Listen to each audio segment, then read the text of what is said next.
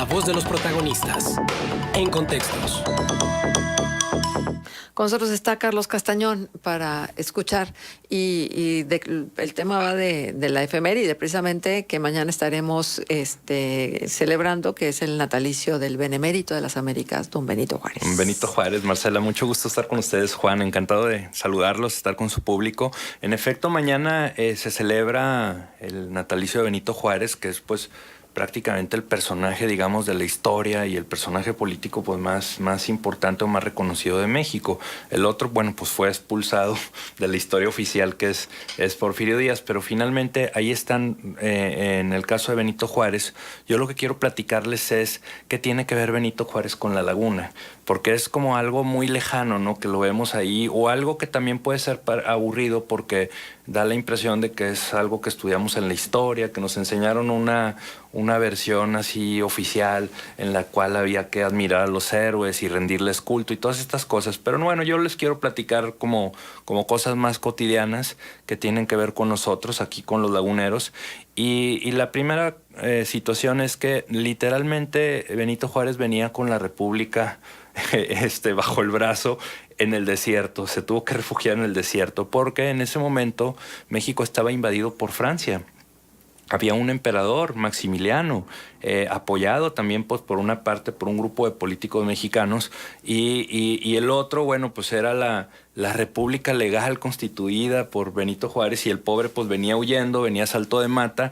Detrás de él venían los franceses. En una de esas llega Monterrey, una ciudad desde entonces ya bastante rica, gobernada por Vidaurri, que era pues el cacique de no solamente de Monterrey, sino también mandaba en Coahuila y también mandaba en Tamaulipas. De hecho, fusionó los estados, en el caso de Coahuila, con Nuevo León, y él administraba la aduana. Entonces tenía muchos recursos frescos. Benito Juárez viene y le pide ayuda.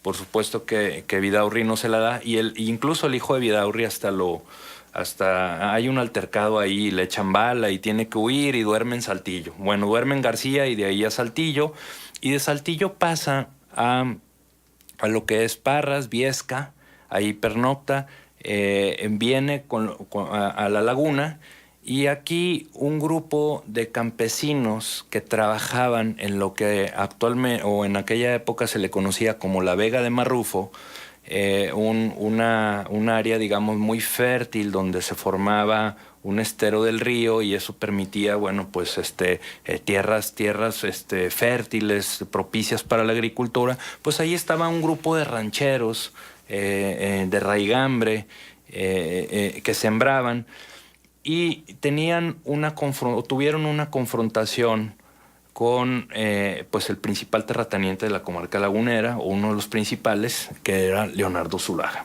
Porque Leonardo Zulaga consideraba que estaban invadiendo sus predios, que eran unos paracaidistas, por decirlo de esa manera. La Vega de Marrufo, para situarnos más o menos, o para situarnos de dónde venían estos pobladores, se le conocía a aquel poblado como el Gatuño. Estamos hablando actualmente Congregación Hidalgo en Matamoros, Coahuila.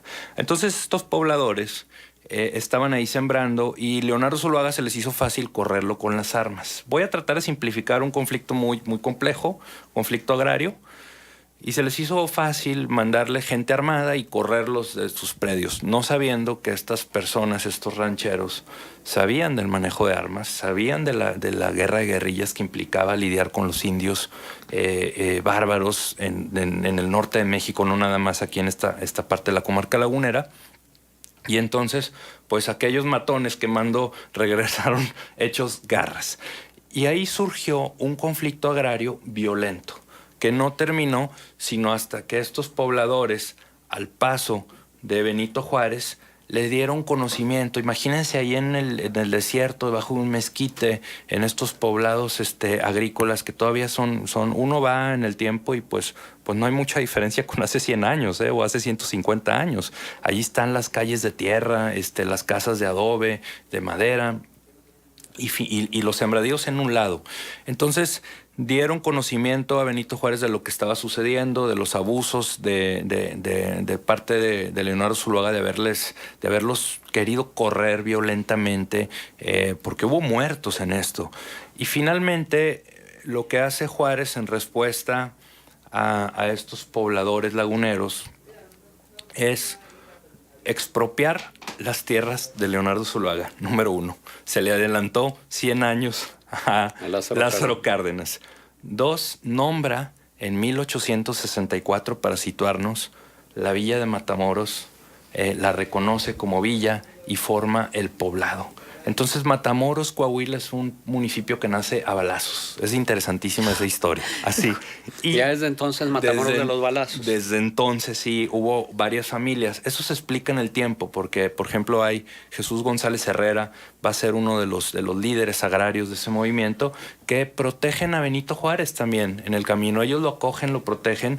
Juárez, imagínense, venía en esta carroza, venía huyendo, y les encarga los archivos que se consideran pues archivos de la nación, porque eran los archivos de la República, y entonces los esconden en la Cueva del Tabaco, 1864. Y ahí duran 3 años, hasta 1867. De ese conflicto, Leonardo Zuluaga, el cofundador del Rancho del Torreón, junto con su esposa Luisa Ibarra, pues prácticamente se muere del coraje, porque le expropian las tierras. 1865, o sea, al siguiente año de que decreta Benito Juárez el nacimiento de la villa de Matamoros, decreta también el nacimiento de la villa de Lerdo, le expropia una parte del terrateniente de Lerdo, Juan Nepomuceno Flores, y por eso nace la villa Lerdo de Tejada, que es el acompañante que venía junto con Juárez. Entonces Juárez es un personaje muy interesante en nuestra historia, que también pasa por la laguna, duerme en Mapimí y de ahí se va a Chihuahua. Y en Chihuahua están a punto de asesinarlos, hasta que se mete uno de las personas que lo acompaña, se mete a defenderlo. Entonces, finalmente, pues Benito Juárez es un personaje de carne y hueso que escucha a los laguneros, que atiende unas demandas sociales muy concretas en específico, y no se espera a que las cosas estén en calma, resuelve en el momento. Emite ese decreto, y ese decreto pues es histórico, porque va a cambiar la historia de la comarca lagunera. A partir de ahí, de la segregación del latifundio, muchos agricultores tienen la posibilidad de comprar pequeños terrenos.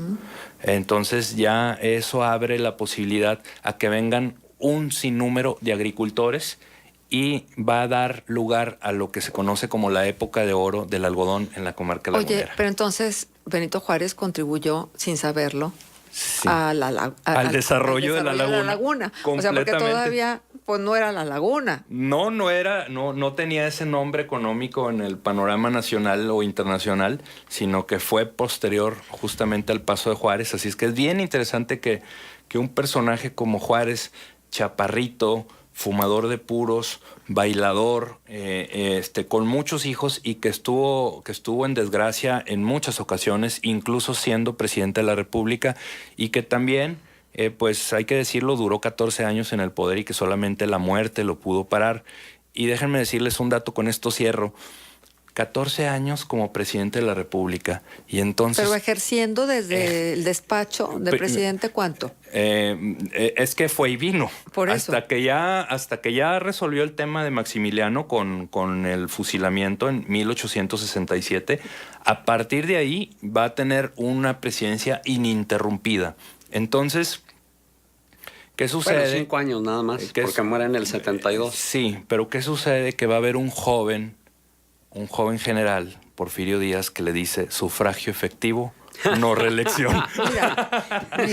La historia es de risa. Claro. Sí. Oye, acá tengo preguntas en relación a Benito Juárez. ¿Es verdad que Benito Juárez no atendía a su familia? ¿Que Margarita sufrió mucho con él? Sufrieron mucho los dos, porque Benito Juárez estaba aquí en México, y como estaba perseguido, mandó a su esposa a los Estados Unidos, y a sus hijos la mandó incluso a Nueva York. ¿Y qué creen? Que uno de sus hijos se murió por el frío. Sí. Y entonces Juárez se entera por cartas. El mismo Juárez estuvo perseguido y tuvo que trabajar de obrero en si no me equivoco, fue en Luisiana como hacedor de puros. en una fábrica y ahí se hizo aficionado a los puros, por cierto. Ajá. Y luego nos preguntan, buen día, decía mi abuelo que Juárez era masón, por eso las leyes de reforma. Y creo que a Juárez se le estigmatizó mucho en relación precisamente a sus dogmas, a sus creencias y a su participación activa dentro de la logia masónica. Sí, Juárez era masón, era anticlerical, liberal, pero no antirreligioso, que es diferente. Era creyente, sí, era católico. Y su hija se casó por la iglesia y también por el civil. Entonces se ha confundido esta figura de que anticlerical con antirreligioso es diferente. Las leyes de reforma separaron las instituciones políticas de las religiosas. Antes eran una sola. Ajá. Y entonces imagínense el shock, la tormenta que generó en aquella época. De hecho preguntan, ¿qué es ser masón? Bueno, todo sí. un Antes, capítulo, ¿no? Sí, antes, lo digo de manera muy rápida, déjame ver el tiempo, ya estamos. Antes, la manera de entrar a la política era a través de la masonería. Había prácticamente dos versiones de masonería, la yorquina y la escocesa. Y entonces, pues, eran partidos políticos, era el equivalente a los partidos. Y bueno, ahí está. Por cierto, otra cosa, Juárez era muy culto. Sí. Era un presidente, un jurista de primera línea. Bueno, muy bien. ¿Todavía hay masones en México? ¿Qué pasó con la logia masónica que había aquí? El edificio ese que había en Constitución. Ay, están tan decadentes los pobres masones que ese edificio lo perdieron, lo hipotecaron. Literalmente los mismos masones lo administraron tan mal que pues está en ruinas ahora. Es una pena. Está en ruinas completamente. Es una pena. Sí. Pero sigue habiendo masones en México, evidentemente. Por supuesto, sí, pues ya muy en decadencia. Sí. Son promotores del conocimiento. Claro. Pues por eso el compás y la regla. Y son grupos donde se discute, donde se promueve la filosofía, la ciencia. Mozart fue masón, Newton fue masón, o sea, pudiéramos hablar de un programa de pura masonería. Bueno, pero eso creo que en la media mañana. Pues también aquí, porque creo de la historia de la masonería. Que hay mucho interés al respecto. Entonces, pues muchísimas gracias, Carlos, como siempre. Para servirles. Un gusto tenerte acá. ¿Cómo murió Juárez? ¿De qué murió? Tuvo un problema físico, sí, y se murió siendo presidente. Cayó en la cama. ¿A qué edad? ¿No te acuerdas? No me acuerdo exacto. Tenía pero, 60 a ver, déjame te checo. Pues sí, si nació en el 5 y murió en el 72, tenía 67. Pues ahora 67 nada. Sí, claro. Sí, en fin. Bueno, que sí, por favor, hablen de los masones. Bueno, ya tiene el compromiso ahí, Carlos. Está en él, se lo vamos a estar pidiendo. Muchísimas gracias otra vez, a ustedes, Carlos. Sí.